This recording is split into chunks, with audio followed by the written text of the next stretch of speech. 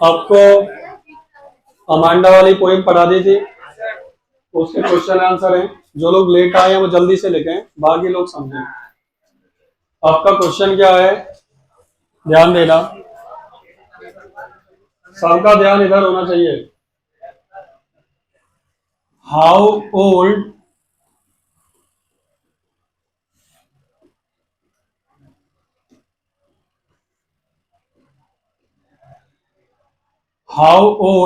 Do you think Amanda is? क्या लगता है अमांडा कितनी बूढ़ी है? हाउ ओल्ड का मतलब कितने साल की है, ये कहना पूछ रहा है। How old do you think Amanda is? आप क्या सोचते हो अमांडा कितने साल की है? अब एक्चुअल में जब हमने अपनी वो पोएम पढ़ी थी, उस पोएम में उसकी एज बताई नहीं गई थी, ठीक है। फिर भी वो पूछ रहा है कि आप क्या सोचते हो उसकी उम्र क्या हो सकती है। तो जो अंदाजा लगाया है, जो उसकी हरकतें थी, उस हिसाब से अपन बता रहे हैं। वो ऐसे करती थी तो जितनी बड़ी तो होगी नहीं, ये तो कन्फर्म है। 14-15 की तो होगी नहीं, वो ना ज्यादा छोटी होगी ना ज्यादा बड़ी। तो हमने क्या बताया, 10 या, चलो तो याद करना आराम से। अमांडा कुड बी, सुनो, बी मतलब होना, कुड मतलब सकती है। तो अमांडा कितने की हो सकती है? 10 या 12 साल की। अमांडा कुड बी 10 और 12 ईयर्स ओल्ड। समझ में आया? अमांडा कुड बी कितने की? 10 और 11 year, sorry 12 years old. She seems, she मतलब वह, सीम मतलब लगना, वह लगती है to be a school going girl, school जाने वाली लड़की। वो लगती है स्कूल जाने वाली लड़की। The things for which, the things वो चीजें, फॉर विच जिसके लिए, हर मदर स्कॉल्ड्स हर उसकी माँ उसे डांटती है। जल्दी बैठिए, जल्दी निकल जाने दो इसको। इसको है किसका नाम है?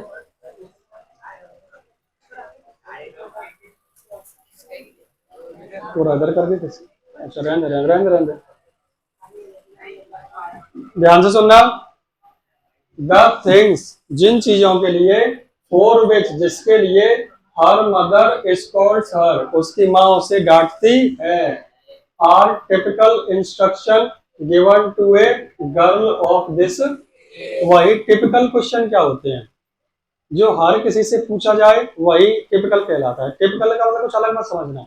मैं कहूँ टिपिकल गर्ल, टिपिकल बॉय, इसका मतलब जैसे सब होते हैं वैसे ही ये है, उसको क्या कहते हैं? Typical.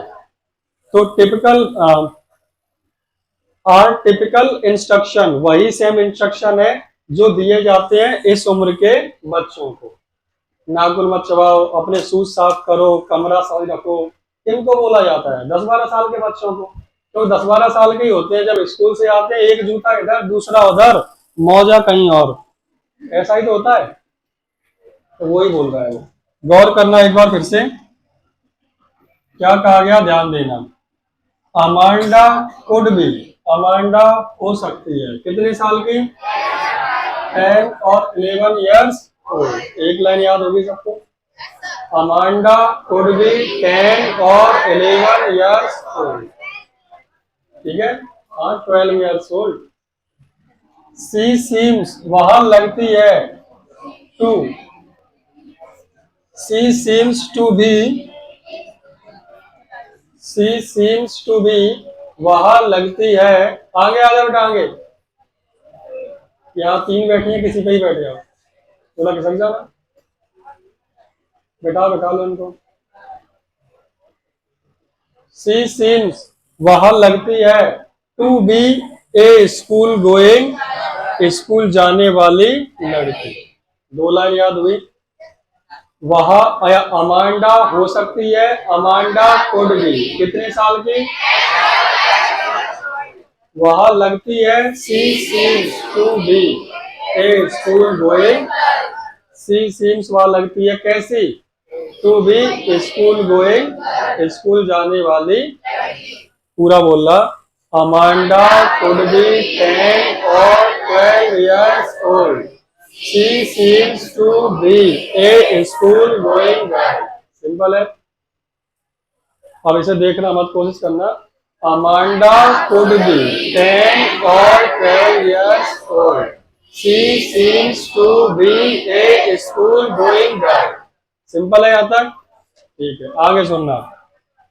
The things for which, ध्यान देना, the things for which, वो चीजें जिसके लिए हर मदर, उसकी माँ, क्या बोला, उसकी माँ, scolds her. The things for which her mother scolds her. गौर करना।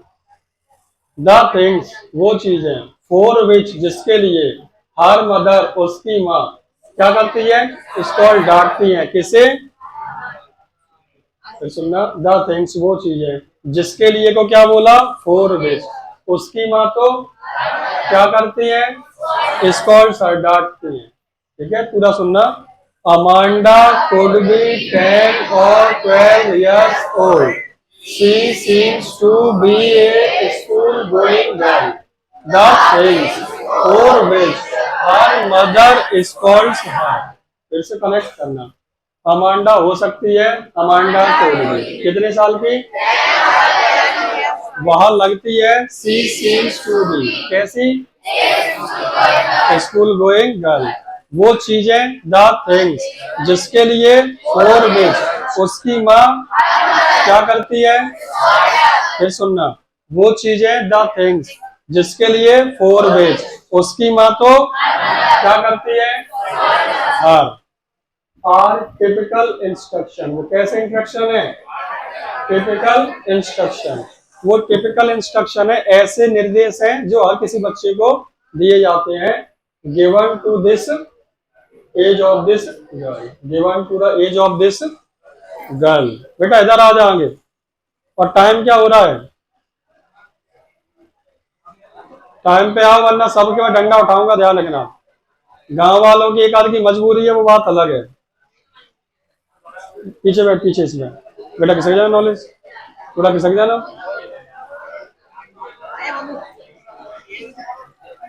पूरा बोलना आराम से। Amanda could be 10 or 11 years old. She seems to be a school going girl. Things for which her mother scolds her are typical instruction given to a girl. अब सुनो ध्यान से, क्या कहा गया, आपने बोल तो दिया, वहां से दिक्कत आ रही है, स्कूल गोइंग गर्ल तक तो आ जाते हो। हमने कहा द थिंग्स, वो चीज है जिसके लिए, तो फॉर विच, कौन, उसकी माँ, तो हर मदर क्या करती है, स्कॉल्ड्स हर, डांटती है। आर मतलब है, कैसे इंस्ट्रक्शन, टिपिकल इंस्ट्रक्शन, जो दिए जाते हैं, देने के लिए, गिव, गिव की थर्ड फॉर्म गिवन, किसे दिए जाते हैं, to a girl of this, इस उम्र के बच्चों को। इसीलिए हमने पता लगा लिया कितने साल की है, 10 या, पूरा बोलना आराम से। Amanda could be A 10 or 12 years old. She seems to be a school going girl. The things for which her mother scolds her are typical instruction given to a girl of this. अब केवल सुनना। Amanda could be 10 or 12 years old. वह लगती है, she seems to B, कैसी लड़की, अ school going girl. वो चीजें, द थिंग्स, जिसके लिए, तो for which, the things for which, उसकी माँ, हर मदर क्या करती है, स्कॉल्ड, डांटती है, हर मतलब उसे। द थिंग्स, वो चीजें, फॉर विच, जिसके लिए, हर मदर क्या करती है, स्कॉल्ड्स हर, उसे डांटती है। ठीक है। आर मतलब है, कैसे instruction, are typical instruction, are typical instruction, जो दिए जाते हैं, गिवन, देने के लिए, किसे दिए जाते हैं, टू ए गर्ल, एक लड़की को, इस उम्र के, तो ऑफ दिस, आराम सुनना।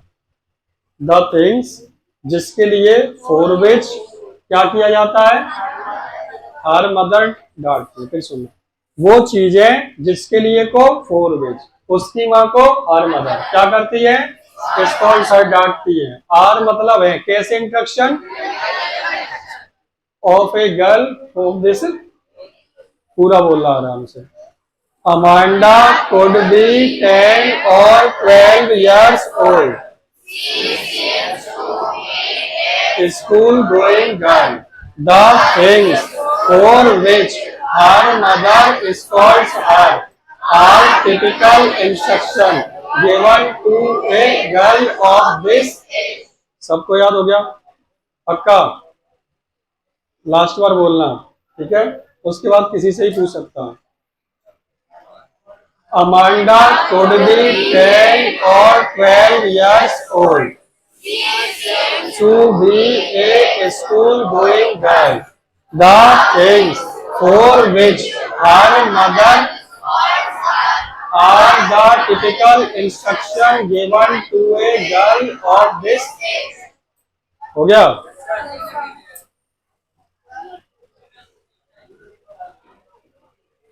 क्वेश्चन नंबर सेकंड देखें।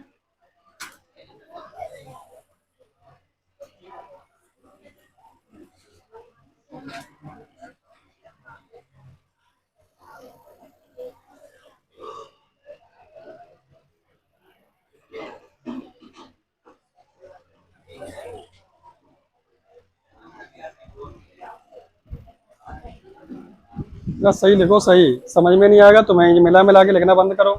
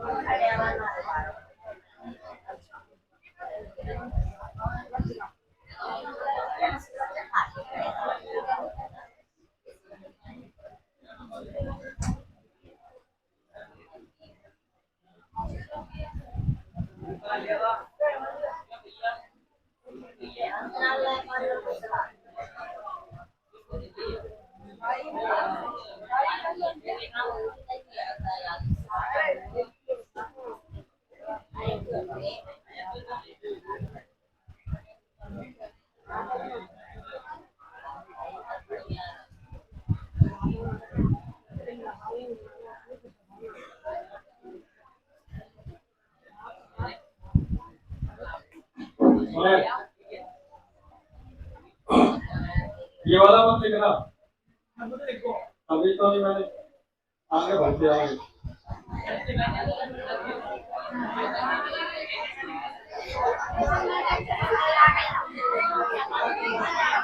अरे इधर इधर हम लोग आगे भागते हुए ये नहीं था। अरे लिख लिया तो कोई बात नहीं, पर बता दूंगा मैं कौन आता हूँ, पहले इसको देख लीजिए। इधर बात पे इधर, अरे अब बेटा ये जो हाइट में छोटे भी आगे आ जाएगा थोड़ा, तो लगना पड़ता है।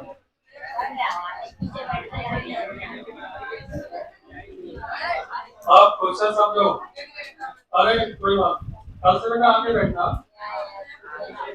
Why do you think, बेटा बेटा ध्यान देख लो, वो लिखा है मैं वाई पढ़ रहा हूँ तो मैं लिखते, मेरा ध्यान वहाँ बैठा है। Who do you think is speaking to her? ये do you think को साइड में करो, अब पढ़ो। Who is speaking to? उससे कौन बात कर रहा है, किससे? अमांडा से। Do you think, क्या सोचते हो आप इस बारे में, कौन बात कर रहा है? बस आंसर तो इतना चाहिए, ये तो है, ध्यान गौर करना है।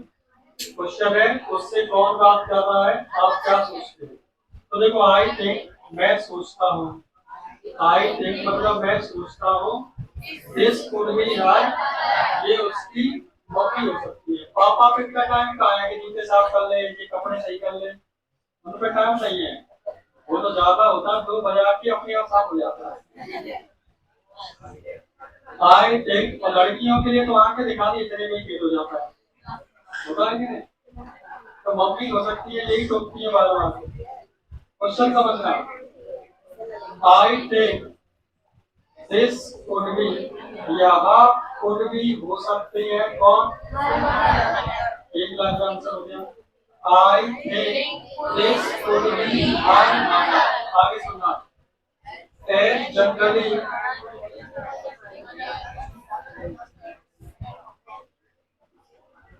बेटा इधर कॉल किया, एज जनरली, एज मतलब जैसे कि, जनरली मतलब सामान्यतः, mothers take care, take care का मतलब ख्याल रखना, ऑफ देयर चिल्ड्रन एट, हर घर में माँ अपने बच्चों का ख्याल रखती है, तो यहाँ भी कौन हो सकती है, मम्मी हो सकती है। तो सिंपल सा आंसर हुआ, ध्यान देना। आई थिंक, मैं सोचता हूँ, क्या सोचता हूँ? दिस कुड बी, यहाँ हो सकती है कौन? आई think this could be her mother. आगे और करना, सामान्यतः, एंड जनरली, मदर्स क्या करती है? टेक केयर, इसका ऑफ देयर चिल्ड्रन, कहाँ? As generally mothers take care of their children and, simple है, एज जनरली मतलब सामान्यतः, कौन? मदर्स क्या करती है? किसका? अपने बच्चों का, कहाँ? पूरा होगा। I think this could be her mother, as generally mothers take care of their children at home. गौर करना, I think this would be my mother. And generally, mothers take care of their children and बहुत मतलब and generally ये समझ आ गया। मैं सोचता हूँ I think this could be यहाँ हो सकती है कौन सामान्यतः को क्या बोलेंगे and generally मदर्स क्या करती है टेक केयर मतलब ख्याल रखना मदर्स टेक केयर किसका ख्याल रखती है ऑफ देयर यानी अपने बच्चों का कहा पूरा हुआ I think this would be our mother and generally mothers take care of their children and simple सा है लास्ट बार बोला आगे वाले ठीक है I think would be my mother. And generally mothers take care of their children and all. लगभग सबको हो गया कि नहीं अब गौर करना मैंने इसको क्यों मना कर रहा हूँ और फिर लिखा क्यों है कारण भी सुनना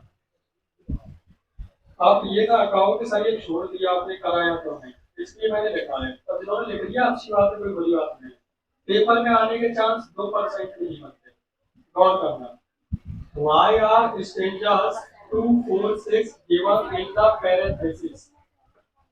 आपने जो पोएम पढ़ी थी उसमें आपने गौर किया पहली लाइन मम्मी ने बोली दूसरे में अमांडा क्या सोचती है वो लिखा गया फिर कोई बात मम्मी ने बोली फिर अमांडा ने क्या सोचा वो लिखा गया फिर मम्मी ने कोई बात बोली फिर अमांडा ने जो सोचा वो लिखा गया ये क्या हो रही है ऐसी को कहते हैं पेरेंथेसिस क्या कहते हैं कोई कुछ कहे फिर उसका आपको जवाब मिले कोई कुछ कहे फिर उसका जवाब मिले तो ये पेरेंथेसिस में यानी एक लाइन में क्रम में क्यों रखा गया है जिससे मम्मी जब कोई बात बोलती है बच्चे के मन में क्या विचार चलते हैं ये बताया जा सके क्लियर ये क्वेश्चन है आपका तो कभी नहीं पूछेगा कि कोई का ये लाइन से क्यों लिखा हुआ है इस बात को कभी नहीं पूछता फिर भी क्वेश्चन पेपर किताब में था तो मैंने समझा दिया है आप भी समझ लो याद नहीं करना है इसको केवल समझना है स्टेंजास कौन कौन सी 2 4 एंड 6 आर गिवन दी गई है इसमें एक पैरेंथेसिस एक क्रम में it is a kind of remark it is a remark मतलब टिप्पणी ये टिप्पणी की गई है जब माँ कुछ कहती है तो वो उसकी जवाब मन में देती है these are the thoughts of the वो जो लिखे हुए हैं वो क्या है थॉट्स विचार है किसके बच्चे के जिसका नाम क्या है after the instruction given by हर जब उसकी माँ उसे इंस्ट्रक्शन देती है तो मन में वो क्या सोचती है वही तो उसमें लिखा है in the poem scolding by mother and child thoughts माँ का डांटना और बच्चे के विचार are placed in alternate order beautifully मतलब एक क्रम में रखा गया है बहुत ही खूबसूरती से उसी को क्या बोल रहे हैं सिंपल समझ में आ गया आपको इसको याद नहीं करना नहीं ये क्वेश्चन अच्छे हैं इनको दोनों को लिखना है दोनों ही मोस्ट इंपोर्टेंट है फर्स्ट वाला इंपोर्टेंट था फर्स्ट वाले पे स्टार लगा था और इन दोनों पे लगा था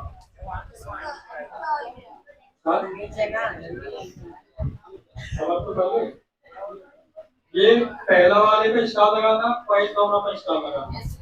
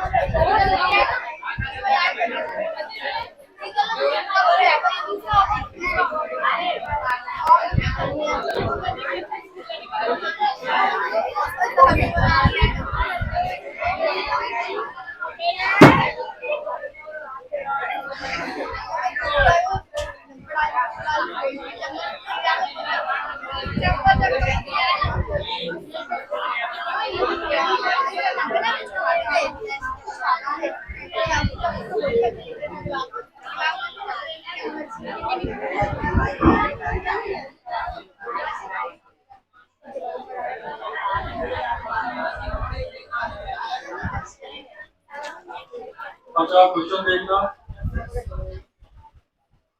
ये दोनों ही मोस्ट इम्पोर्टेंट है, ध्यान रखना। ऐसा नहीं चैप्टर का,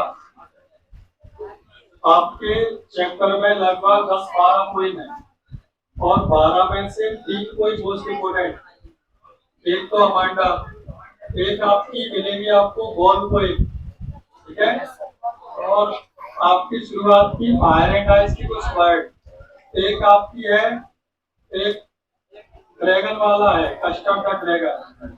ये 2-3 पोएम रहती है जहाँ से क्वेश्चन बार बार रिपीट करता है, तो इस क्वेश्चन पे इम्पोर्टेंट लगा देना। जो लास्ट में मोस्ट इम्पोर्टेंट ये आते हैं 70-80 क्वेश्चन, उनमें से क्वेश्चन आता है। गौर करना इसमें क्या कहा गया बेटा, सुनना बात। What could Amanda do if she was a mermaid? अगर अमांडा एक मरमेड होती तो वो क्या कर सकती थी, ये क्वेश्चन है आपका। अगर अमांडा एक मरमेड होती तो वो क्या कर सकती थी, वो क्या करना चाहती थी, वो जब सोचती है ना, चला बगल वाले को बात करना बंद करना, अब बार बार नहीं कहूंगा, ठंडा उठेगा। क्वेश्चन क्या है समझ में आ गया? अमांडा अगर मरमेड होती तो क्या कर सकती थी, क्वेश्चन गौर करना। If Amanda were a mermaid, यदि अमांडा एक मरमेड होती, she would be the only resident. Resident का मतलब क्या होता है ना? रेसिडेंट का मतलब रहवासी, मतलब रहने वाले। अगर वो एक मरमेड होती तो वो एकमात्र रहवासी होती किसकी? ब्यूटीफुल ग्रीन सी, खूबसूरत हरे समंदर की। She would relax and move in the, वो हरे समुद्र में रिलैक्स करती और मूव वहीं घूमती टहलती रहती। सी वुड एंजॉय हर, वो अपने फ्रीडम को एंजॉय। पूरे क्वेश्चन का जवाब ध्यान से सुनना, समझ में आ गया? याद रखना। अगर अगर को क्या बोलेंगे? अमांडा होती कौन? अच्छा, अगर किसी को दिक्कत हो कि सर ये क्या हो रहा है, तो आपको एक नियम बताया, ये जो अमांडा के साथ कौन सी हेल्पिंग वर्ब लगी है? तो सोचते हो सर अगर वाज वर्ब लगती भी तो अमांडा सिंगुलर है, सिंगुलर में वाज लगती है या वर्ब? वाज लगती है कि नहीं? इसने क्या लगाया? तो ये सही है गलत नहीं है? सही क्यों है उसका एक नियम समझना।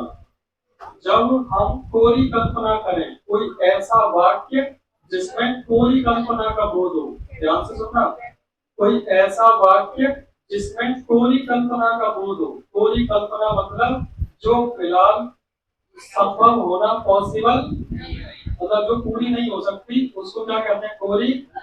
मैं अगर कहूँ काश मेरे पंख होते मैं उड़ जाता आसमान में, क्या अभी हो सकते हैं? ये पॉसिबल बात है। तो ये मेरी क्या कहलाई? कोरी।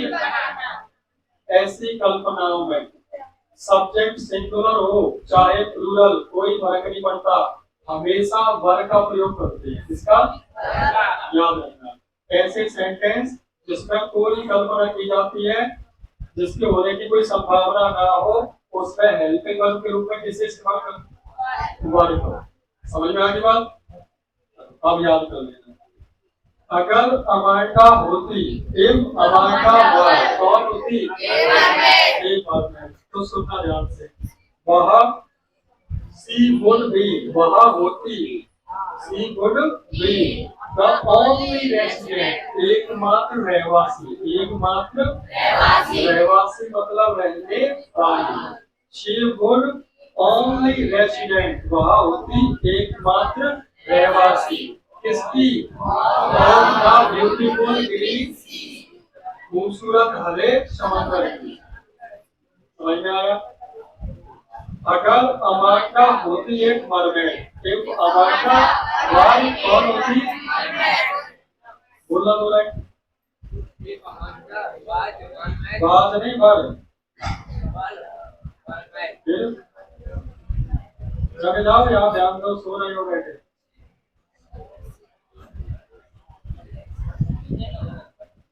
ध्यान से सुनो।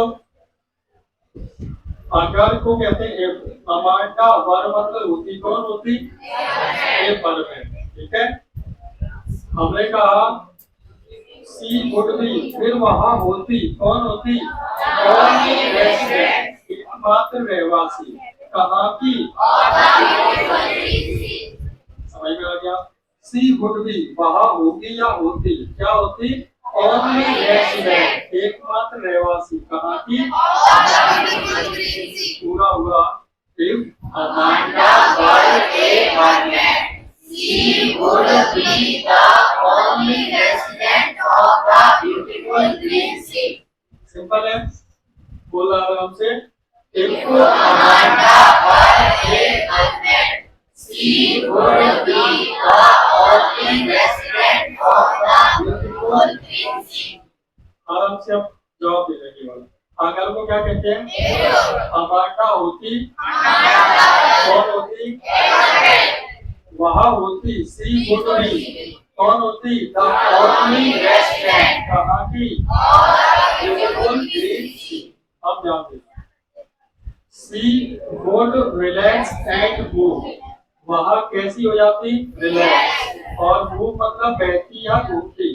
कहाँ? She would relax and move in the sea, मतलब सागर या समुद्र कहते हैं। वहां एंजॉय करती अपनी आजादी, वहां एंजॉय करती अपनी पहली लाइन। वहां रिलैक्स होती और मूव करती कहाँ?